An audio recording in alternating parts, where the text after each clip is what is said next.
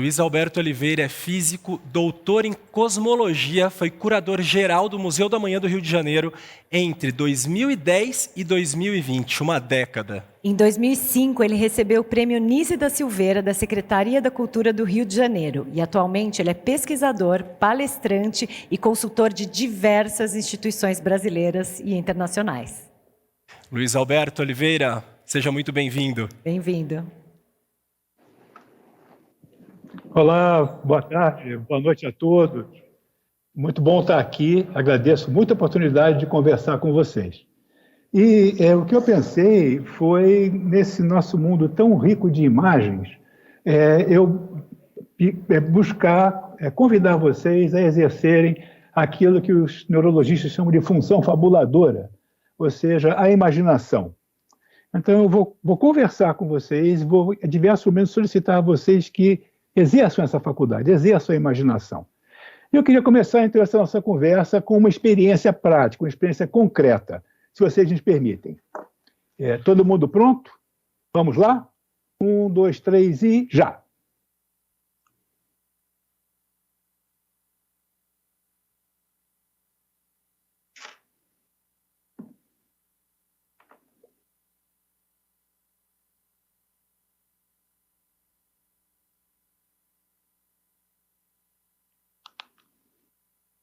Tá bom. Vocês sentiram o tempo passar? Vocês pensaram, poxa, o que esse sujeito está fazendo aí parado, me fazendo perder tempo? Nossa vivência do tempo, a vivência imediata que nós temos, a vivência que a nossa cultura nos proporciona, é a do tempo como um veículo que anda, que caminha sobre uma estrada. Essa estrada é a que vai do passado para o futuro. Esse veículo em que nós e toda a realidade está embarcada se chama agora. E para nós, então, o tempo é como se fosse uma espécie de força que empurra as coisas do mundo, do passado para o futuro, embarcado nesse veículo do agora, que se movimenta sempre para frente, uniformemente, não acelera nem freia, não dá meia volta, embora às vezes a gente quisesse, né, poder voltar atrás. Em suma, essa é a imagem do tempo que nós todos compartilhamos, desde uma invenção decisiva no século XIII, que foi o relógio mecânico. Pensem quantos mostradores de relógio cada um de nós encontrou hoje. Cada um deles dizendo, você está aqui, ou seja, transformando a experiência do tempo numa espécie de métrica no espaço. Você está aqui ao meio-dia, agora você veio para cá ao 12:05. Então, para nós, é como se o tempo fosse essa estrada, né, e nós viajássemos ao longo dessa estrada. As coisas passam por nós lembramos do passado, que são os presentes antigos, né? As posições da estrada que nós já passamos, e nós antecipamos o futuro, que são os presentes inéditos, os locais da estrada que o veículo do agora ainda não alcançou. Essa é uma imagem muito disseminada, uma imagem dominante, mas não é, de fato, a única imagem do tempo que a cultura possui. As ciências, de fato, nos dizem que essa imagem é uma construção. Nós a projetamos sobre o mundo, nós não a encontramos no mundo. Então, a questão que eu quero começar a abordar aqui é o fato de que, se de fato o tempo fosse essa estrada única, então o futuro é tão determinado quanto o passado. No passado são os presentes que nós já passamos, o futuro são os presentes que nós não passamos ainda, mas eles já estão lá, já estão à nossa espera. Ora, se o futuro já está determinado, o que seria uma criação? O que seria uma novidade? O que seria uma invenção, uma inovação? Seriam possíveis? Não. Essa ideia do futuro como um campo de possibilidades é um conceito muito interessante, muito provocador. Vejam, o futuro, então, é essencialmente múltiplo. Há muitos futuros potenciais acessíveis a cada presente. Vamos imaginar uma estrada, e essa estrada se bifurca. Então, vejam, o viajante vem pela estrada e ele encontra a bifurcação. A bifurcação está dada. Ela é necessária. O viajante não pode fazer nada em relação ao fato da estrada se dividir em duas. Mas a escolha que o viajante vai fazer de seguir pelo rumo da direita ou pelo rumo da esquerda. Isso a estrada, a bifurcação, não determina. Então veja que coisa curiosa. A bifurcação é uma combinação da necessidade que a estrada tem, a necessidade da estrada estar lá, com essa abertura, né, com essa liberdade de escolher qual rumo vai ser seguido, que futuro vai ser percorrido, que caminhos futuros vão ser fomentados, vão ser favorecidos. Então, se a gente pensar o futuro como essa possibilidade, como esse campo de possibilidades, né, essa combinação de acaso e de necessidade, de contingência, né, e obrigação, então a gente vai ver um mundo curioso. Por exemplo, uma maçã cai. Essa maçã cair, ela segue uma lei absolutamente necessária, a lei da gravitação. Ela vai cair de certa maneira. Toda maçã vai cair igual. Todo corpo vai cair igual. Agora, imagine que a maçã cai na cabeça de um sujeito chamado Isaac Newton. E isso, então, essa experiência fomenta o Newton, permite ao Newton conceber a lei da gravidade. Essa que explica a necessidade de como a maçã vai cair. Então, essa combinação de acaso e necessidade torna possível, torna factível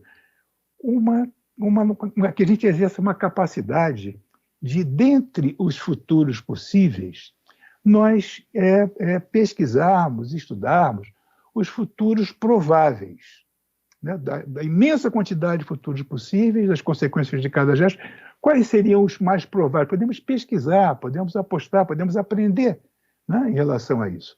E, dentre os futuros prováveis, escolher, selecionar os desejáveis e os indesejáveis. Ou seja, podemos fazer da nossa vida um conjunto de ações éticas que correspondam a uma estratégia. A estratégia de participar da construção de futuros desejáveis e de evitar, por conseguinte, os futuros indesejáveis. Nós pensamos, estamos acostumados a pensar, que o inesperado é um obstáculo que tem que ser superado, que o incerto, a incerteza, precisa ser sempre reduzida, para que a gente possa alcançar o objetivo, para que a gente possa chegar ao porto. O que esse exemplo do navegador nos diz é que não necessariamente é assim, né? Algumas vezes, o incerto, o inesperado, o imprevisto, ele nos aparece na figura da oportunidade. Ou seja, um caminho inesperado que vai permitir com que nós consigamos alcançar um resultado que nós sequer antecipávamos antes. Mas eu tive a oportunidade de conhecer e de conviver com uma figura extraordinária que é Oscar Niemeyer, o patrono dos arquitetos brasileiros. Durante 12 anos, a gente teve encontros semanais em que nós conversávamos sobre muitos temas. O Oscar era um pé de prosa, né? Um grande conversador, muito curioso. E uma vez, tolo, absolutamente sem noção, cheguei para ele e perguntei: mas, Oscar, como é que é isso que você faz? Como é que você cria? Pô, essa é uma pergunta absurda de se fazer para um criador, né? Perguntar como é que ele cria, não menor sentido. E, no entanto, a resposta dele foi imediata, foi direta e foi muito concisa. Ele disse: busco sempre o inesperado. Vejam só, o inesperado agora é algo que se busca, né? Algo sobre o qual ao qual se aspira, encontrar uma forma do inesperado, né, na arquitetura, acolher o seu usuário, acolher o seu visitante. Então, essa é o ethos, essa é a busca da arquitetura oscariana.